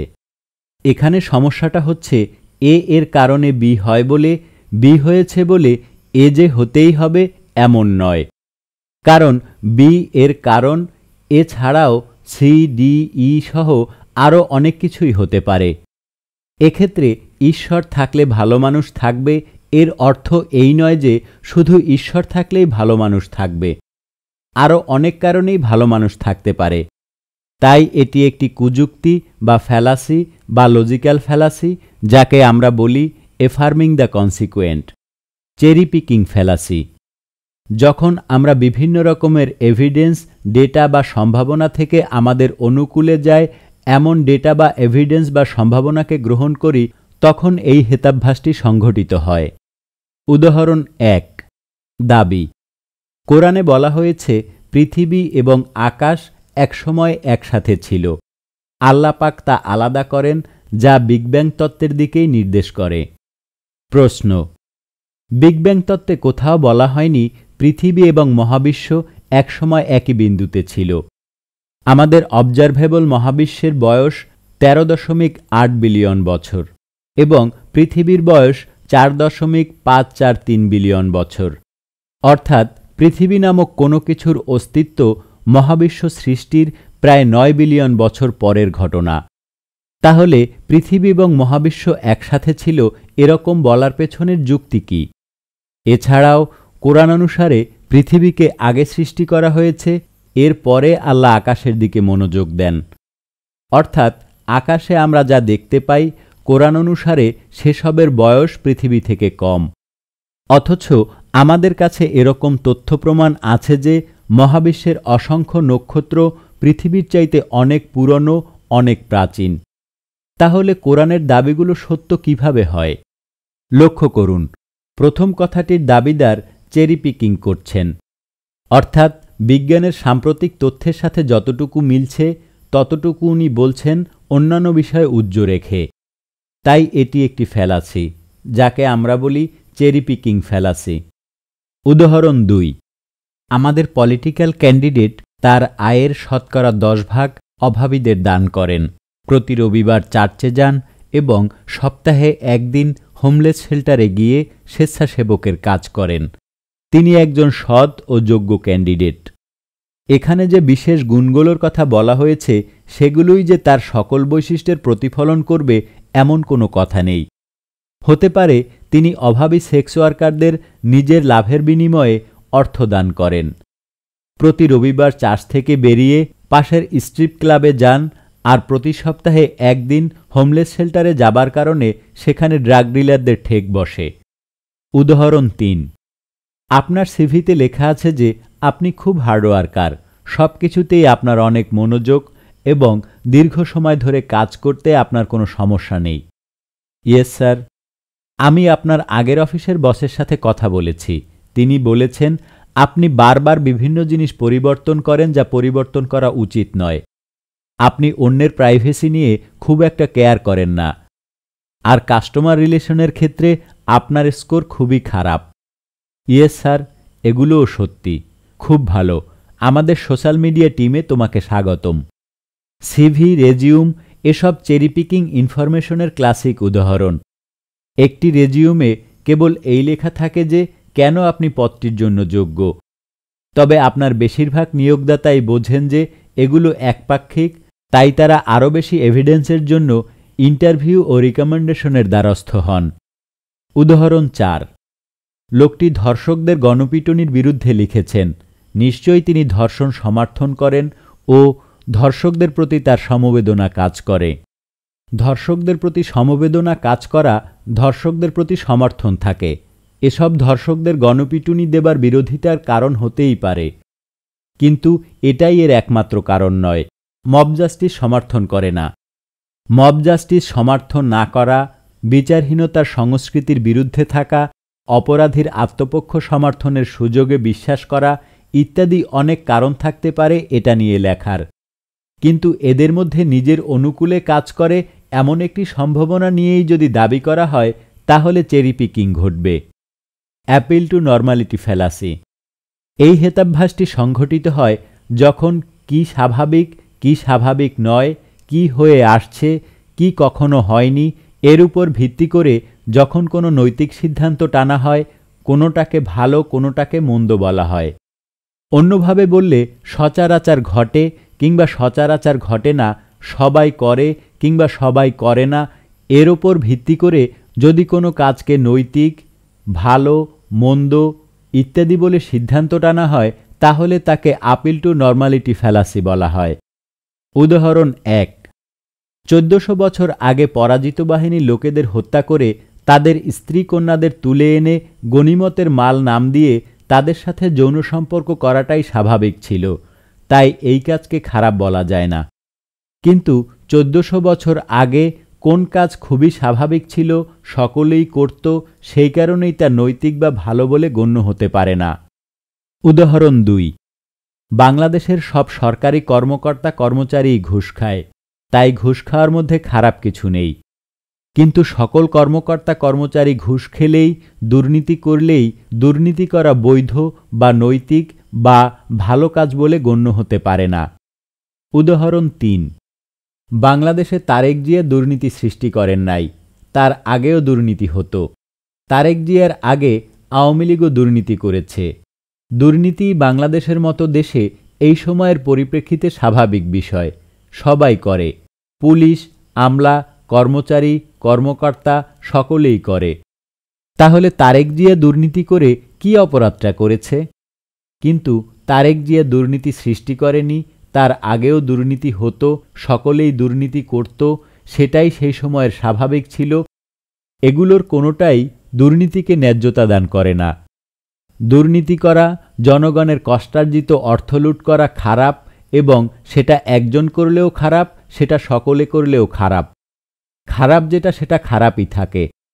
সকলেই করত, এই দোহাই দিয়ে কাজটিকে ভালো কাজ বলে প্রমাণ করা যায় না। উদাহরণ 4। হযরত মুহাম্মদ 6 বছর বয়সে আয়েশাকে বিয়ে করে 9 বছরে বৈবাহিক যৌন জীবন শুরু করেন। ওই সময় এটাই ছিল স্বাভাবিক, সকলেই করত। আয়ামে জাহিলিয়াতের যুগে এটারই প্রচলন ছিল, তাই নবী মুহাম্মদ কোনো খারাপ কাজ করেননি। কিন্তু ওই সময় এই কাজ সকলে করে থাকলেও সকলের কাজই খারাপ কাজ বলে গণ্য হবে। সকলেই করত, তাই একজনার কোনো অসভ্য বা খারাপ কাজকে আমরা ভালো কাজ বলতে পারি না। সকলে করলেও এটি খারাপ কাজ, একজন করলেও সেটি খারাপ কাজ। খারাপ কাজ খারাপ কাজই থাকে। উদাহরণ 5। আমি একটু অসীব। এরকম একটু অসীব হওয়া যুক্তরাষ্ট্রে নরমাল, সুতরাং আমি ঠিকই আছি। যুক্তরাষ্ট্রে একটু অসীব হওয়া নরমাল হলেও এটা যে স্বাস্থ্যের জন্য ভালো হবে এমন কোনো কথা নেই। উদাহরণ 6। গ্রামে সব নারীরই তো বাল্যবিবাহ হচ্ছে, এটা এখানে একটা নরমাল ব্যাপার, সুতরাং এটায় ক্ষতির কিছু নেই।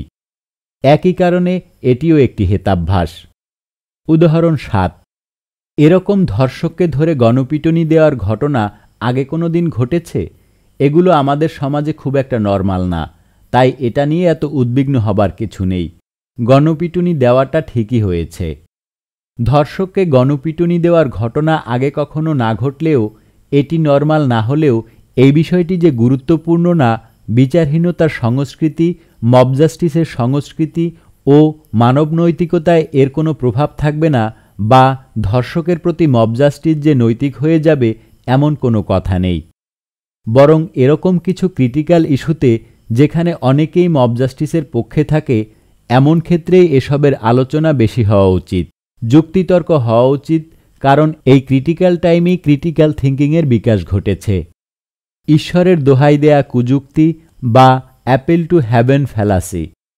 যখন কোনো দাবিকে এই যুক্তিতে গ্রহণ করতে বলা হয় যে ঈশ্বর এটাই চেয়েছেন, এটাই ঈশ্বরের ইচ্ছা, বা তিনি ঈশ্বর তাই তিনি এটা করতে পারেন, তাহলে এই হেতাভ্যাসটি সংঘটিত হয়। এই কুযুক্তিকে ঈশ্বরের দোহাই বা অ্যাপিল টু হেভেন বলে। উদাহরণ 1। বিচারক: কেন তুমি ওদেরকে হত্যা করেছ? অভিযুক্ত: কারণ ঈশ্বর আমাকে স্বপ্নে এই আদেশ দিয়েছিলেন। আধুনিক বিচার ব্যবস্থার প্রতি আমাদের কৃতজ্ঞ থাকা উচিত, কারণ বিচার ব্যবস্থা এভাবে কাজ করে না। কিন্তু মুশকিল হল, মানব চিন্তা অনেক সময় এভাবে কাজ করে। প্রতিদিনই অনেক মানুষ এই ভেবে কাজ করছেন যে ঈশ্বর তাই চান, ঈশ্বর এতে খুশি হবেন, এসব করলে কোনো সমস্যা নেই, কারণ এটাই ঈশ্বরের বিধান। আর এরকম চিন্তার কারণে অনেকে অন্যের ক্ষতিও করে ফেলেন। আধুনিক বিচার ব্যবস্থা এসবের তোয়াক্কা করে না বলেই হয়তো অন্যের ক্ষতি করার পেছনে এরকম যুক্তি আর খাটে না। অপরাধ তো অপরাধী থাকে। উদাহরণ 2। কেন আব্রাহাম ও আইজ্যাকের গল্পটিকে একটি অসাধারণ খ্রিস্টীয় গল্প হিসেবে পড়ানো হয়? লোকটা তো তার সন্তানকে প্রায় জীবিত পুড়িয়েই ফেলেছিল, কারণ আব্রাহাম ঈশ্বরের ইচ্ছারই অনুসরণ করছিল। এটা আব্রাহামের জন্য অনেক কষ্টকর হলেও সে ঈশ্বর ভক্তির কারণে করতে যাচ্ছিল। এটা কি অসাধারণ গল্প নয়?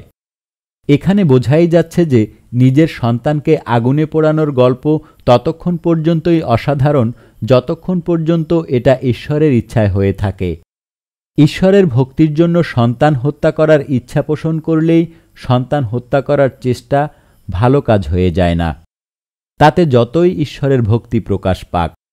আর তাই এই গল্পটি অসাধারণ হয় না। কোনো সিদ্ধান্ত গ্রহণে এরকম ঈশ্বরের ইচ্ছার ব্যাপারটি আনা অর্থ যুক্তিকে ত্যাগ করা। এখানে ঈশ্বরের ইচ্ছা পালন, ঈশ্বরের প্রতি ভক্তিই প্রধান কারণ হয়ে যায়। আর সেজন্য যে কারো ক্ষতি করার ব্যাপারটি নৈতিকতার ঊর্ধ্বে চলে যেতে পারে, যেমন গল্পে আব্রাহামের ক্ষেত্রে হয়েছিল। আর তাই এরকম কুযুক্তি বা ফ্যালাসি বা হেতাভ্যাস বিপজ্জনকও হতে পারে। উদাহরণ 3। নিজের ধর্ম ব্যতীত অন্য ধর্মের লোকজন অধস্তন বা নিকৃষ্টতম প্রাণী। এই কথা কোনো মানুষ বলেনি, ধর্মগ্রন্থে স্বয়ং ঈশ্বর বলেছেন। এরকম কথা মানুষ বললে তিনি সাম্প্রদায়িক হবেন, কিন্তু ঈশ্বর যেহেতু সবার সৃষ্টিকর্তা, তাই তিনি এই কথা বলতেই পারেন। এখানে মানুষের সাথে ঈশ্বরের একটি পার্থক্য সূচিত করে বলা হচ্ছে যে মানুষ এরকম কথা বললে সাম্প্রদায়িকতা হবে। ঈশ্বর এই কথাটি বলেছে বলেই এটা সাম্প্রদায়িক হবে না, এটা সত্য এবং সঠিক হয়ে যাবে। এই কথাগুলোতেও যুক্তি ত্যাগ করা হয় এবং এটি অ্যাপেল টু হ্যাভেন নামক যৌক্তিক হেতাভ্যাসের মধ্যে পড়ে। এছাড়া ঈশ্বরের এই কথাটি মানুষের উদ্দেশ্যেই বলা। মানুষকে জানানোর জন্য ঈশ্বর যেসব আদেশ দেন তাই ধর্মগ্রন্থে সংকলিত হয়। কাজেই এই রকম বিধান দেওয়া হয়েছে যাতে ঈশ্বরের কথা ভেবে মানুষ এটাকে বিশ্বাস করে, আর ঈশ্বরের ক্ষেত্রেও ঈশ্বর এভাবে বলেছেন বলে ভিন্ন ধর্মের লোকেরা অধস্তন, লেস হিউম্যান, উনমানব এরকম দাবি করাটাও এই হেতাভ্যাসটির অন্তর্গত। যেমন ধরুন, হিটলার দাবি করতেই পারে ঈশ্বরের নির্দেশেই সে 60 লক্ষ ইহুদি নিধন করেছে, বা মাওলানা মওদুদি যখন আহমদিয়াদের উপরে সাম্প্রদায়িক আক্রমণের উস্কানি দিয়েছে, সেও একই দাবি করতে পারে যে এটি ছিল আল্লাহর আদেশ।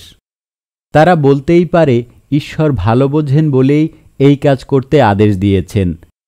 এভাবে আসলে প্রত্যেকেই নিজ নিজ কাজকে ন্যায্যতা প্রদান করতে পারে ঈশ্বরের দোহাই দিয়ে। সেই কারণে এই যুক্তি কোথাও গ্রহণযোগ্য নয়। এই লজিক্যাল ফ্যালাসি বা হেতাভ্যাসটি শুধু কুযুক্তি বা ফ্যালাসিই নয়, বিপজ্জনক ধারণাও বটে।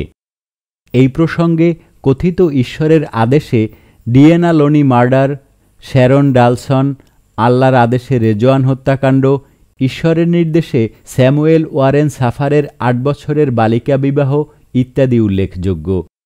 এরকম হাজার হাজার ঘটনা রয়েছে যারা ঈশ্বরের দোহাই দিয়ে নানা অপরাধমূলক কাজ করেছে। ব্যক্তিগত অভিজ্ঞতা কুযুক্তি বা আর্গুমেন্ট ফ্রম পার্সোনাল এক্সপেরিয়েন্স। প্রখ্যাত জীববিজ্ঞানী ও লেখক রিচার্ড ডকিন্স তখন আন্ডারগ্রাজুয়েট ছিলেন।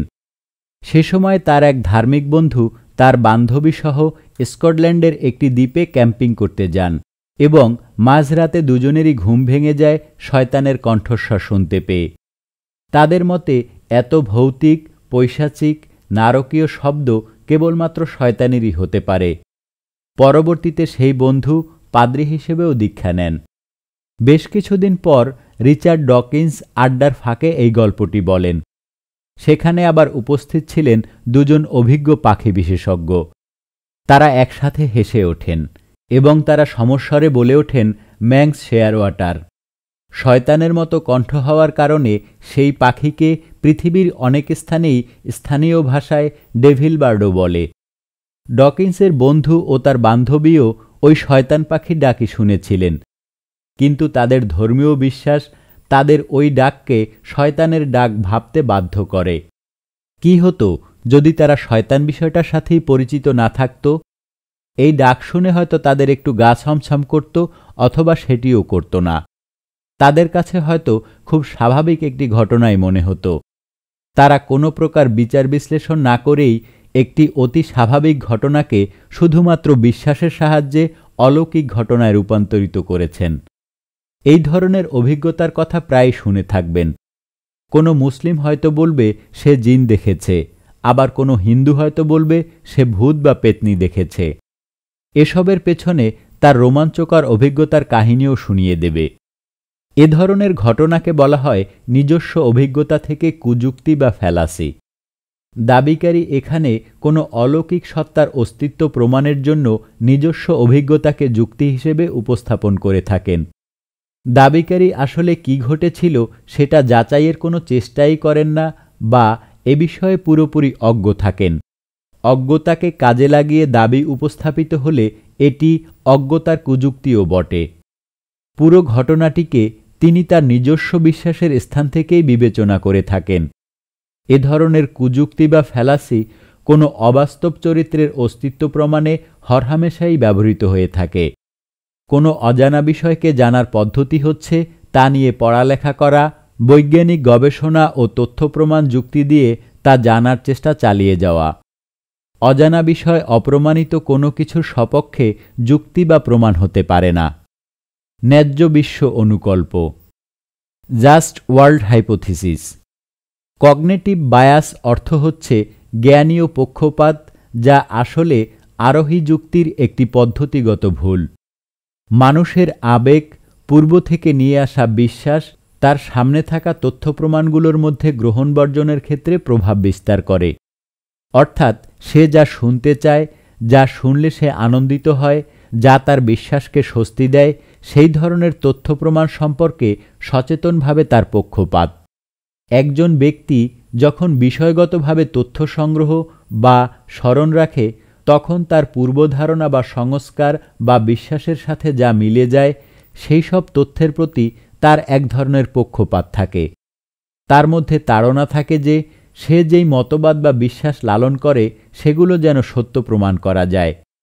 শুধুমাত্র সেই সবের পক্ষে থাকা তথ্য প্রমাণই তার কাছে সত্যিকারের তথ্য প্রমাণ বলে মনে হয়। অপরদিকে যেই তথ্য প্রমাণ তার মতবাদ বা বিশ্বাসের বিরুদ্ধে যায়, তা যত শক্তিশালী বা যত স্পষ্টই হোক না কেন, সে সেগুলো এড়িয়ে যায় বা সেগুলোকে প্রত্যাখ্যান করার চেষ্টা করে। তথ্য প্রমাণ থেকে যতটুকু তার পক্ষে গেছে সেগুলোকে সে কাজে লাগায় এবং মনে রাখে তার বিশ্বাস বা মতবাদকে আরও শক্তভাবে প্রতিষ্ঠিত করতে। এই প্রবণতাটাই হল কনফার্মেশন বায়াস। ন্যায্য বিশ্ব অনুকল্প একটি কগনিটিভ বায়াস বা জ্ঞানীয় পক্ষপাত। এই পক্ষপাতের কারণে মানুষ অন্তর্নিহিতভাবেই তার কাজের জন্য নৈতিকভাবে ন্যায্য ফলাফল আশা করে। সে মনে করে পরিশেষে তার সমস্ত মহৎ কাজকেই পুরস্কৃত করা হবে এবং সমস্ত অন্যায় কার্যের শাস্তি দেওয়া হবে। এই অনুকল্পে ধরে নেওয়া হয় যে কোনো অতিপ্রাকৃতিক সত্তা রয়েছে যা সমাজের ভালো ও মন্দের মধ্যে একটি নৈতিক ভারসাম্য রক্ষা করে, যার কারণে কোনো সৎ মানুষের সাথে অন্যায় কিছু ঘটে না, আর যদি ঘটেও থাকে তাহলে সেই সৎ ব্যক্তিকে ক্ষতিপূরণ দেওয়া হয় এবং অন্যায়কারীকে অবশ্যই শাস্তি দেওয়া হয়।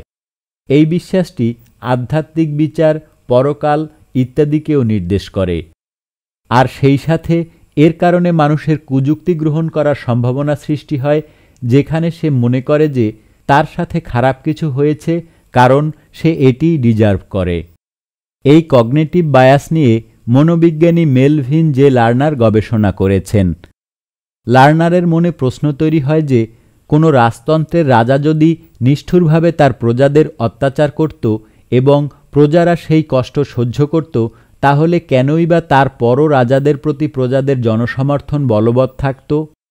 এই ভোগান্তিমূলক ও কষ্টদায়ী আইন ও রীতিকে কেন মানুষ সমাজীকৃত প্রথা হিসেবেই মেনে নিত? লার্নার অনুসন্ধান করে বের করেছেন যে মানুষের মধ্যে ভিকটিম ব্লেমিং বা ভুক্তভোগীকে দায়ী করার প্রবণতা কাজ করে। লার্নার যখন মনোবিজ্ঞানী হওয়ার ক্লিনিক্যাল ট্রেনিং নিচ্ছিলেন, তখন তিনি দেখেন অনেক শিক্ষিত দয়ালু ব্যক্তি রোগীদের ভোগান্তির জন্য সেই রোগীদেরকেই দায়ী করেন। লার্নার অবাক হয়ে দেখলেন যে তার ছাত্রছাত্রীরা গরিবদের অপমান করছে, কারণ তারা মনে করছে যে এই দারিদ্র্যের জন্য তারাই দায়ী। তিনি তার একটি গবেষণায় দেখলেন দুইজন মানুষের মধ্যে র্যান্ডমলি একজনকে বেছে নিয়ে তাকে পুরস্কৃত করলে এই ঘটনার পর্যবেক্ষক বা অবজারভারগণ পুরস্কৃত ব্যক্তিকেই অধিকতর শ্রেয় মানুষ হিসেবে মূল্যায়িত করে, তাকেই বেশি ভালো মানুষ হিসেবে ভাবে। পূর্ববর্তী কোনো সাইকোলজিক্যাল থিওরি যেমন কগনিটিভ ডিজোনেন্স বা অন্য কিছু এই ঘটনার ব্যাখ্যা দিতে পারেনি, আর এভাবেই তিনি এক নতুন সাইকোলজিক্যাল ফেনোমেনার অস্তিত্ব আবিষ্কার করেন। তিনি উত্তর পেলেন যে কেন প্রজারা রাজার নিষ্ঠুরতাগুলো সহজেই মেনে নিত কারণ তারা মনে করত যাদেরকে অত্যাচার করা হয় তারাই তাদের দুর্ভোগের জন্য দায়ী। একটি অতিপ্রাকৃত শক্তি সবসময় ভালো খারাপকে ব্যালেন্স করে, সবসময় অন্যায়কারীর অমঙ্গল করে ও ভালো মানুষকে পুরস্কৃত করে। মানুষের এই রকম পক্ষপাত তাদেরকে ভিকটিম ব্লেমিংয়ের দিকে নিয়ে গেছে। এজন্য তারা যারা সমাজের নিষ্ঠুরতার বলি হয়, অন্যায়ের শিকার হয়, তার দায় সেই ভুক্তভোগীদের উপরেই চাপায়। এজন্যই মানুষ ধর্ষণের জন্য ধর্ষিতাকেই দায়ী করে। লার্নার তার আবিষ্কৃত এই ফেনোমেনার নাম দিলেন জাস্ট ওয়ার্ল্ড হাইপোথিসিস বা ন্যায্য বিশ্ব অনুকল্প। অনেকে বলে আপনার সাথে এত বড় অন্যায় হলো, কিন্তু আপনি এর বিচারই পাবেন না। এটা কি লজিক্যাল হলো?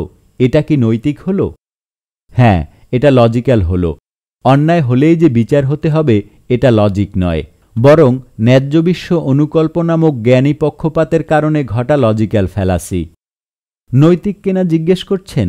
হ্যাঁ, কেউ অপরাধ করে যদি অপরাধের শাস্তি না পায় তা অবশ্যই অন্যায় হবে, কিন্তু এটা জ্ঞানীয় পক্ষপাতে আক্রান্ত হবার জন্য, অর্থাৎ ভালোর সাথে ভালো হবে আর খারাপের সাথে খারাপ হবে, এই ধারণায় বিশ্বাস করে যদি আমি ভুক্তভোগীকে দায়ী করতাম, তাহলে ভুক্তভোগীর সাথেও অনেক বড় রকমের অনৈতিক কাজ করা হতো।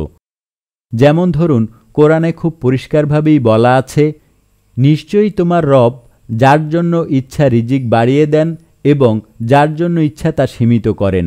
নিশ্চয়ই তিনি তার বান্দাদের সম্বন্ধে সাম্যক পরিজ্ঞাত সর্বদ্রষ্টা। আল কোরআন সূরা নম্বর 17 আয়াত নম্বর 30। তাহলে অপুষ্টির শিকার এই বালকটির রিজিক কে সংকুচিত করে দিয়েছে? তার রিজিক কে সীমিত করে দিয়েছে? আবার ধরুন, 6 মাসের একটি বাচ্চা মেয়েকে ধর্ষণ করে হত্যা করা হয়েছে। ধর্ম অনুসারে 6 মাসের এই বাচ্চাটির সাথে এ কেমন পরীক্ষা? নাকি এই শিশুরাই তাদের অবস্থার জন্য দায়ী? অনেক ধার্মিক মানুষই মনে করেন এগুলো এই মানুষদেরই কর্মফল, পরীক্ষা, অথবা যা হচ্ছে তা ভালোর জন্যই হচ্ছে। গাঁথন বা বিভাজনের কুযুক্তি, fallacy of composition or division. অনেক সময় কোনো একটি জিনিস বা বিষয়ের কোনো একটি অংশের জন্য কোনো তথ্য সত্য হলেও সামগ্রিক বিষয়টির জন্য সেটি সত্য নাও হতে পারে। অ্যারিস্টটল তার সফিস্টিক্যাল রেফুলেশন গ্রন্থে এই বিষয়টি ব্যাখ্যা করেছেন। যেমন ধরুন, পানি আমাদের ভিজিয়ে দেয়, আমরা সেটি পান করি। পানি হাইড্রোজেন এবং অক্সিজেন দ্বারা গঠিত। তার মানে কিন্তু এই নয় যে হাইড্রোজেন এবং অক্সিজেনও আমাদের ভিজিয়ে দিতে পারে বা হাইড্রোজেন এবং অক্সিজেনও আমরা পান করতে পারব। বরঞ্চ হাইড্রোজেন এবং অক্সিজেন দ্বারা যেই পদার্থটি গঠিত হয় সেটি পানি হয়ে থাকলে শুধুমাত্র তখনই সেটি আমাদের ভিজিয়ে দিতে সক্ষম হবে এবং তখনই সেটি পানযোগ্য হবে। আবার ধরুন একটি ক্রিকেট টিমে সচিন টেন্ডুলকার, ব্রায়ান লারা থেকে শুরু করে পৃথিবীর সব সেরা খেলোয়াড়দের নেওয়া হলো। প্রত্যেকেই বিশ্বসেরা খেলোয়াড়, কিন্তু দল হিসেবে সেটিই সেরা হবে এমন কোনো কথা নেই। ধরা যাক সকল সেরা ব্যাটসম্যান দিয়ে যদি দলটি গঠিত হয়, তাহলে বোলিং করার সময় তারা খারাপ বোলিং করবে। ফলাফল হিসেবে তারা হেরে যেতে পারে। আবার প্রত্যেকের মধ্যে যদি বন্ধুত্বপূর্ণ সম্পর্ক না থাকে, তাহলে তারা হেরে যেতে পারে। প্রত্যেকে খুবই ভালো খেলোয়াড় হওয়ার পরেও তাদের দলটি যে বিশ্বসেরা হবে এমন কিন্তু বলা যায় না। এভাবে অংশবিশেষের জন্য কিছু তথ্যের সত্যতার উপর ভিত্তি করে কোনো সিদ্ধান্তে পৌঁছানো হচ্ছে ফ্যালাসি অব কম্পোজিশন। গাঁথন বা বিভাজনের কুযুক্তির একটি ভালো উদাহরণ মানুষ সম্পর্কে প্রায়শই দেওয়া হয়ে থাকে। বলা হয় মানুষ হাত, পা, হৃৎপিণ্ড, ফুসফুস এই অঙ্গপ্রত্যঙ্গগুলোর একটি সমন্বয়। এই অঙ্গপ্রত্যঙ্গগুলো আলাদা আলাদাভাবে যেহেতু স্বাধীন চিন্তা করতে অক্ষম, তাই মানুষের পক্ষেও চিন্তা করা বা চেতনাসম্পন্ন হওয়া সম্ভব নয়। বা ধরুন মানুষ অণুপরমাণুর সমন্বয়ে গঠিত একটি সত্তা। অণুপরমাণুর যেহেতু চিন্তা করার সামর্থ্য নেই, তাই মানুষেরও চিন্তা করার সামর্থ্য থাকার কথা নয়। এই দাবি করে আস্তিক মানুষেরা আসলে ঈশ্বরের অস্তিত্ব প্রমাণের চেষ্টা করেন। কিন্তু একটু লক্ষ্য করলেই বোঝা যায় এটি গাঁথন বা বিভাজনের কুযুক্তির একটি ধ্রুপদী উদাহরণ। অণুপরমাণুর দ্বারা গঠিত কিছুর বৈশিষ্ট্য যে অণুপরমাণুর মতোই হবে, আলাদা কিছু হবে না, এরকম ধারণা খুবই অমূলক। বা ফুসফুস, কিডনি, মগজ দিয়ে গঠিত হলেই যে মানুষ ওই অঙ্গপ্রত্যঙ্গগুলোর বৈশিষ্ট্য ধারণ করবে, এমনটিও একটি একই ধরনের ধারণা। যেমন একটি বই হচ্ছে কিছু কাগজ আর কালির সমন্বয়। তাই বলে যে পৃথিবীর সকল বই মানেই কাগজ আর কালি, এমনটি নয়। বইগুলোতে যা লেখা তা আলাদা আলাদা অর্থ বহন করে। Fallacy of relative privation. যুক্তিবিদ্যায় এটি একটি ইনফর্মাল লজিক্যাল ফ্যালাসি। যখন কেউ এক্স নামক একটি সমস্যার কথা উল্লেখ করে এবং এটি কেন একটি সমস্যা তার পক্ষে যুক্তি উপস্থাপন করে, তখন এক্সের পক্ষের বক্তা যদি ওয়াই নামক আরেকটি সমস্যার কথা উল্লেখ করে এবং এক্স ও ওয়াইকে তুলনা করার মাধ্যমে এক্সকে অপেক্ষাকৃত কম সমস্যাযুক্ত বলে প্রমাণের চেষ্টা করে, যার মাধ্যমে বস্তুতপক্ষে ওয়াইকে অবজেক্টিভলি ভালো বা উত্তম বা আদর্শিক কাজ বলে চালিয়ে দেওয়া যায়, তখন নট অ্যাজ ব্যাড অ্যাজ বা ফ্যালাসি অফ রিলেটিভ প্রাইভেশন নামক লজিক্যাল ফ্যালাসিটির উদ্ভব ঘটে।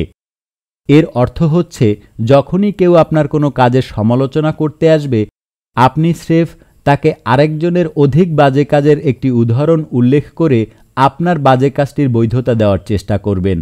তখনই এই ফ্যালাসিটি ঘটে। উদাহরণ: কলিমুদ্দিন স্বর্ণের দোকানে চুরি করতে গিয়ে ধরা পড়েছে। কলিমুদ্দিন বলছে, আরে দেশে কত বড় বড় দুর্নীতি হচ্ছে, তারেক জিয়া কত দুর্নীতি করছে, সালমান এফ রহমান শেয়ার মার্কেটের কোটি কোটি টাকা লোপাট করে দিল, আর হাসিনার ছেলে জয় আমেরিকায় অনেকগুলো বাড়ি কিনেছে।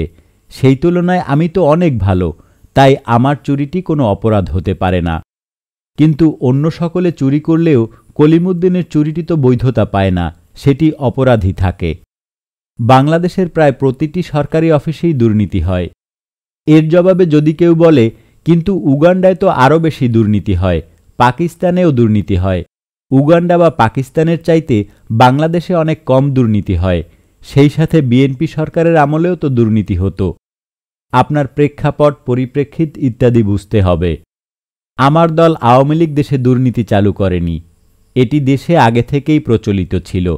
তৎকালীন বিএনপি জামাতের সময় জোর করে ঘুষ আদায় করা হতো, কিন্তু আমার দল ক্ষমতায় আসার পরে আর বেশি জোর করা হয় না।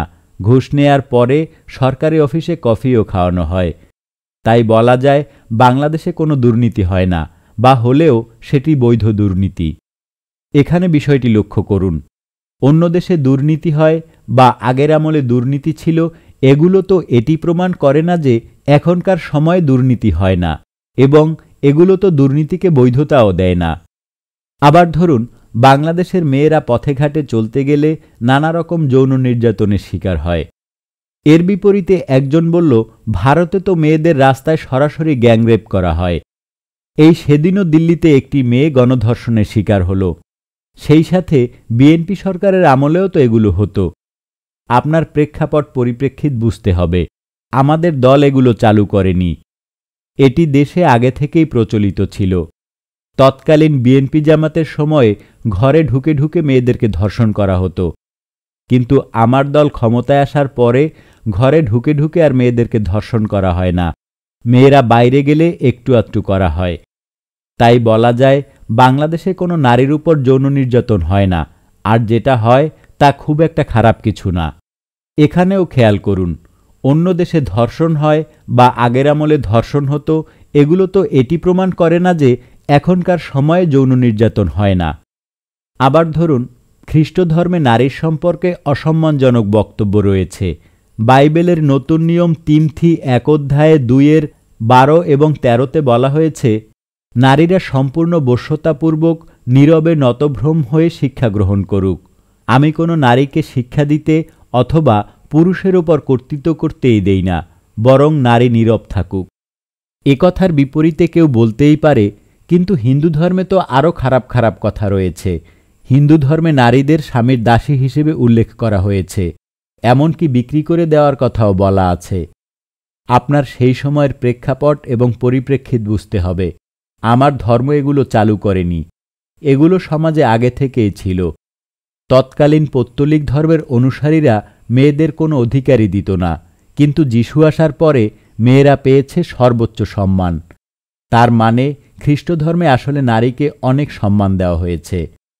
কিন্তু অন্য ধর্মে নারীর প্রতি অসম্মানজনক বক্তব্য রয়েছে বা আগের আমলে মেয়েদের অধিকার ছিল না, এগুলো তো এটি প্রমাণ করে না যে খ্রিস্ট ধর্ম নারীকে সম্মান দিয়েছে বা বাইবেলের ওই আয়াতটি খুব ভালো আয়াত।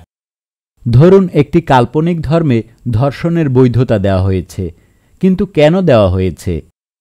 তার জবাবে সেই ধর্মের ধার্মিক বলল, কিন্তু অমুক ধর্মে তো আরও বাজে কথা বলা আছে। সেই সময়ের প্রেক্ষাপট পরিপ্রেক্ষিত আপনাকে বুঝতে হবে। আমার ধর্ম তো ধর্ষণ চালু করেনি, এটি সমাজে আগে থেকেই প্রচলিত ছিল।